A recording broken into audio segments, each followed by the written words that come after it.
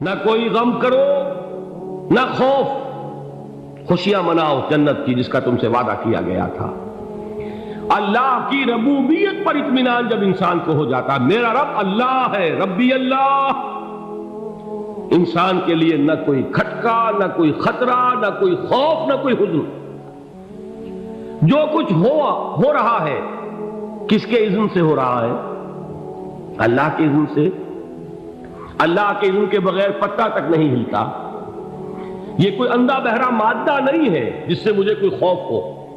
اندھا بھینسا چلا رہا ہو اس سے تو ڈرنے کا ہر انسان کو ڈرنا چاہیے، نہ معلوم کس کو ٹکر مار دے۔ لیکن نہیں، اس کائنات کو چلانے والا ایک سمیع و بصیر خدا ہے، وہ جو میرا دوست ہے، میرا ولی ہے۔ اللہ ولی الذین آمنوا یخرجہم من الظلمات الی النور۔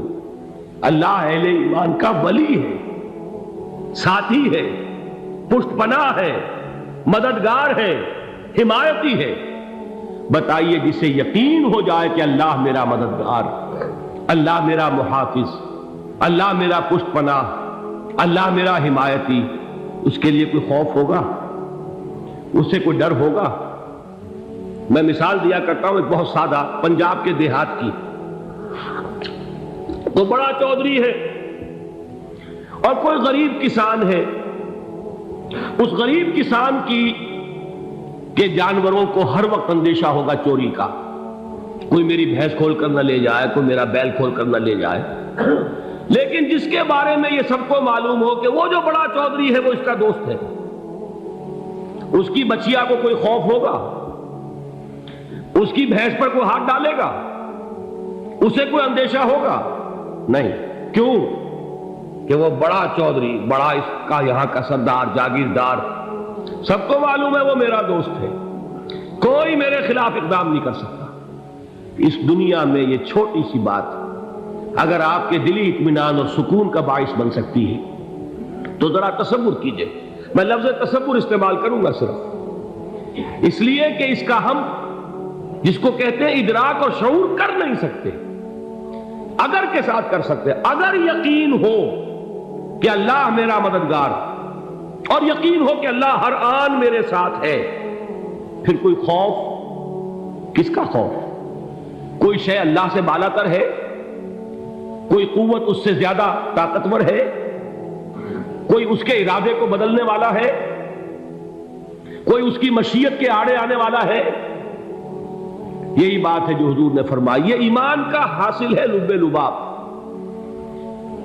کہ دیکھو اچھی طرح اس بات کو ذہن نشین کر لو، اگر تمام انسان مل کر تمہیں کوئی نقصان پہنچانا چاہے نہیں پہنچا سکتے، مگر جو کچھ اللہ نے لکھ دیا ہو، اور تمام انسان مل کر تمہیں کوئی نفع پہنچانا چاہے نہیں پہنچا سکتے، مگر وہ شے جو اللہ نے طے کر دی۔ آپ پھر میں کہوں گا ذرا طاری کیجئے، اسے فرض کیجئے، اسے سوچئے۔ اگر اس حدیث پر ہمارا دل ٹھکا ہوا ہو تو کسی سے ڈر ہوگا؟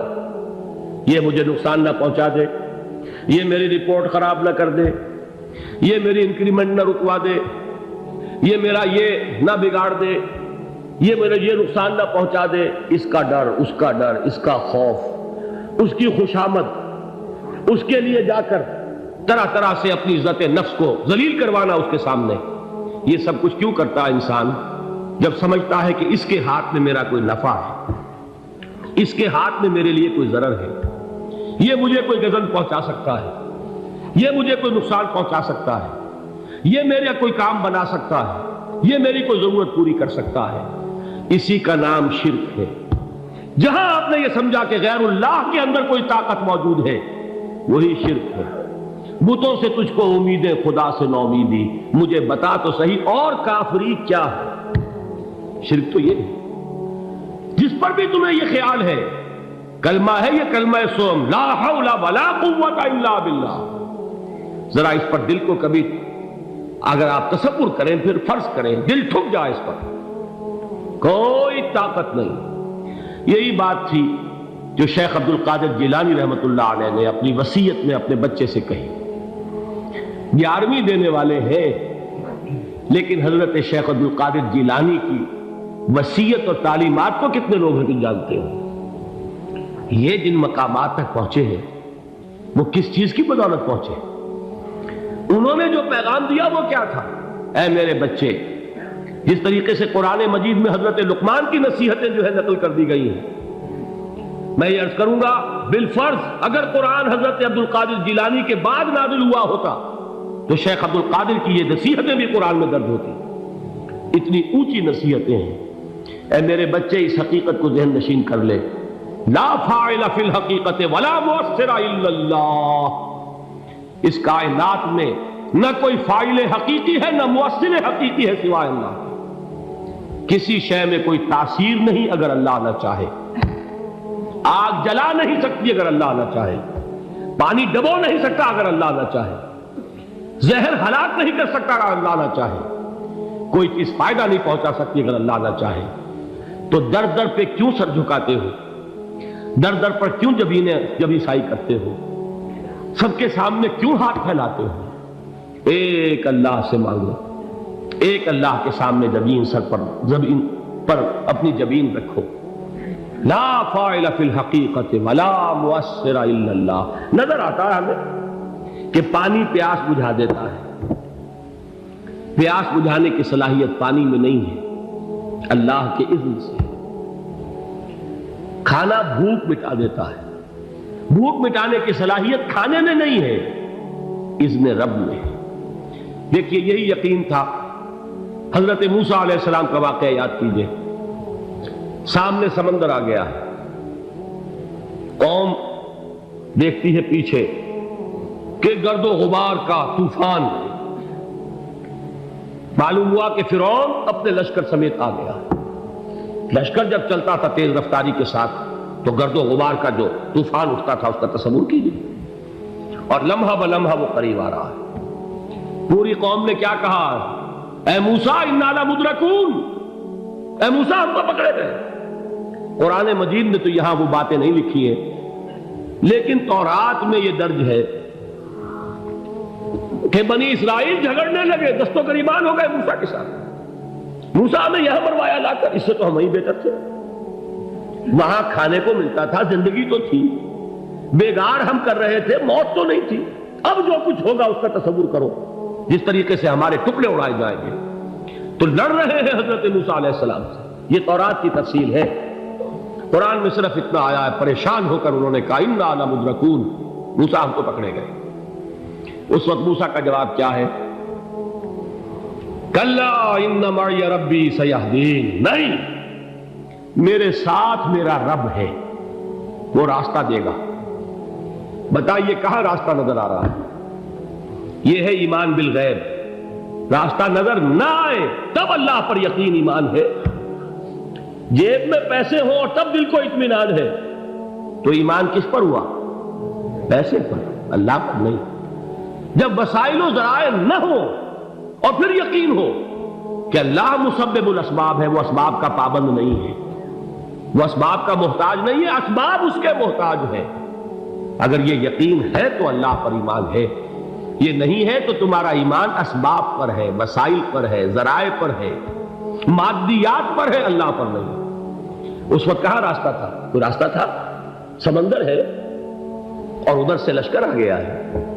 کلا ان معی ربی سیہدین۔ اب دیکھیے ایمان کہہ دینا آسان ہے، ہوا معکم اینما کنتم، جہاں کہیں بھی تم ہوتے ہو اللہ تمہارے ساتھ ہوتا ہے، لیکن اس کا یقین قائم ہو جائے تو زمین و آسمان کا فرق واقع ہو جائے۔ یہی بات ہوئی حضور کے ساتھ۔ غار ہے، چھپے ہوئے ہیں محمد رسول اللہ اور آپ کے وہ یار غار ابو بکر صدیق رضی اللہ تعالی عنہ۔ اقبال نے حضرت ابو بکر کی شان میں چند اشعار کہیں صرف، لیکن واقعہ یہ ہے کہ بھاری بھاری نظموں پر اور قصیدوں پر بھاری ہے، طویل ترین نظمیں اور قصیدے ہوں ان پر بھاری ہے۔ ہمتیں ابو بکر کی ہمت جو ہے، کشت ملت را جو ابر، جیسے بارش سے کھیتی اپجتی ہے، ابو بکر کی ہمت اور عزیمت اس امت کو اسی طرح سینچنے والی ہے۔ ثانیے اسلام و غار و بدر و قبر، وہ دوسرے تھے اسلام میں، دوسرے پہلے کون تھے؟ انا اول المومنین، حضور فرماتے ہیں سب سے پہلا ایمان لانے والا میں، دوسرے ابو بکر۔ ویسے ہمارے ہاں یہ چلتا ہے اختلاف، حضرت علی پہلے ہیں کہ حضرت ابو بکر پہلے ہیں، لیکن اس میں بڑی خوبصورت تطبیق قائم کی ہے علماء نے، اور بہت صحیح ہے۔ چار کے بارے میں فیصلہ ہی مت کرو کہ کون پہلے، ان کی ایک عجیب تقسیم کر دی ہے۔ آزاد مردوں میں، بالغ مردوں میں سب سے پہلے ابو بکر، بچوں میں سب سے پہلے علی، خواتین میں سب سے پہلے خدیجہ، اور غلاموں میں سب سے پہلے زید بن حارثہ۔ بڑی پیاری تقسیم ہے، یہ چاروں ہی پہلے ہیں، ہر ایک کے لیے اولیت ہے۔ اور واقعہ یہ ہے کہ اگر زمانی اعتبار سے تعین ہوگا تو پہلے خدیجۃ الکبریٰ آئیں گی رضی اللہ تعالی عنہ، کسی اور سے بات کرنے کی نوبت بعد میں آ سکتی ہے، پہلے تو اہلیہ محترمہ سے بات ہوئی، آتے ہی پہلی وحی ہوئی ہے، ابھی تبلیغ کا حکم نہیں تھا۔ کس کو بتایا واقعہ؟ ابھی اپنی نبوت کی تبلیغ کا تو حکم ہی نہیں آیا، واقعہ کس کا ہے؟ وہ خدیجہ کا ہے۔ جب کہا ہے کہ خشیت علی نفسی، مجھے اپنی جان کا اندیشہ ہے، تو کیا جواب دیا خدیجہ نے رضی اللہ تعالی عنہا؟ وہ صدیقۃ الکبریٰ ہے، صدیقات جو ہے خواتین ان میں چوٹی پر خدیجۃ الکبریٰ ہے رضی اللہ تعالی عنہا، اور صدیق جو مرد ہیں ان میں صدیق اکبر ہے ابو بکر صدیق رضی اللہ تعالی عنہ، لیکن صدیقات میں چوٹی پر۔ جب حضور نے فرمایا خشیت علی نفسی، کیا فرمایا، کیا عرض کیا، کیسے تسلی دی؟ نہیں نہیں، اللہ آپ کو ضائع نہیں کرے گا، آپ غریبوں کے ہمدرد ہیں، آپ مساکین کے تکالیف رفع کرنے والے ہیں، آپ بیواؤں کی سرپرستی کرتے ہیں، آپ مسافروں کی خدمت کرتے ہیں، اللہ آپ کو ضائع نہیں کرے گا۔ یہ یقین ہے اس خاتون کے اندر۔ خیر وہ ایک علیحدہ بات ہو جائے گی۔ میرے دل پر حضرت خدیجہ رضی اللہ تعالیٰ عنہ کی شخصیت کا بڑا گہرا نقش ہے، جو وہ کوئی اور ہی وقت اور موقع ہوا تو بیان ہوگا۔ بہرحال اقبال نے ایک مصرے میں جو چار اولیتیں جمع کر دی ہیں، ہمتیں او کشت امت را چو ابر، ثانی اسلام و غار و بدر و قبر۔ اسلام میں حضور کے بعد پہلے کون؟ ابو بکر۔ غار میں حضور کے ساتھ کون؟ ابو بکر۔ بدر کی رات اللہ کا رسول سربسجود وہ جھاڑ، وہ گھاس پھوس کی جو جھوپڑی بنائی گئی تھی، اور وہاں تلوار ننگی لے کر پہرا دینے والا کون؟ ابو بکر۔ اور اس حجرہ عائشہ میں محمد کے بعد سب سے پہلے دفن ہونے والا کون؟ ابو بکر رضی اللہ تعالی عنہ وصلی اللہ علیہ وسلم۔ وہ جو معاملہ میں سنا رہا تھا غار ثور کا، حضرت ابو بکر بھی حضور کے خیال سے لرز گئے ہیں۔ آپ کو یاد ہوگا کہ جا کر پہلے تمام جتنے سوراخ تھے انہیں بند کیا ہے، ایک سوراخ رہ گیا تھا جس کو بند کرنے کے لیے کوئی کپڑا نہیں تھا، وہاں اپنی ایڑی رکھی ہے، تب کہا ہے حضور سے تشریف لائیے، اور اپنے زانو پر حضور کو لٹایا ہے، اور وہاں کسی موذی جانور نے کاٹا ہے، حضور کی آنکھ لگ گئی تھی، اس وقت اس بل کے اندر جو بھی بچھو ہے کیا ہے واللہ عالم، اس نے کاٹا ہے، اس کی تکلیف کی وجہ سے ابو بکر کی آنکھوں سے آنسو ٹپک گئے، حضور کے چہرے مبارک پر پڑے ہیں، تو حضور جاگے ہیں، معاملہ کیا ہے؟ ایڑی نہیں ہٹائی وہاں سے، مبادا وہ جانور وہاں سے نکل کر محمد الرسول اللہ کو کوئی گزن پہنچا دے، ابو بکر کی ایڑی ہے، جس طرح چاہے کھا لے، ختم کر دے، جان نکل جائے تب کوئی آنچ آئے، محمد پر تو آئے، لیکن جیتے جی نہیں۔ وہ ہے ابو بکر۔ حضور کے خیال سے اس وقت حضور نے پھر اپنا لعاب دہن لگایا ہے، اور اس سے پھر آپ کی تکلیف ختم ہوئی۔ جیسے خیبر میں حضرت علی کی آنکھ دکھ رہی تھی، اس کو جو شفا حاصل ہوئی ہے وہ بھی حضور کے لعاب دہن سے ہوئی۔ تو بہرحال اس وقت انہوں نے کہا ہے کہ اے نبی یا رسول اللہ، اگر اس وقت ان میں سے کسی نے غیر ارادی طور پر بھی اپنے قدموں کی طرف جھانک لیا تو پکڑے جائیں گے، کیا جواب تھا اللہ کے رسول کا؟ لا تحزن ان اللہ معنا، اللہ ہمارے ساتھ ہے، کیوں گھبراتے ہو ابو بکر؟ یہ ہے ایمان باللہ، میرا مالک اللہ، میرا رازق اللہ، میرا محافظ اللہ، میرا مددگار اللہ، میرا پشت پناہ اللہ، میرا دوست اللہ۔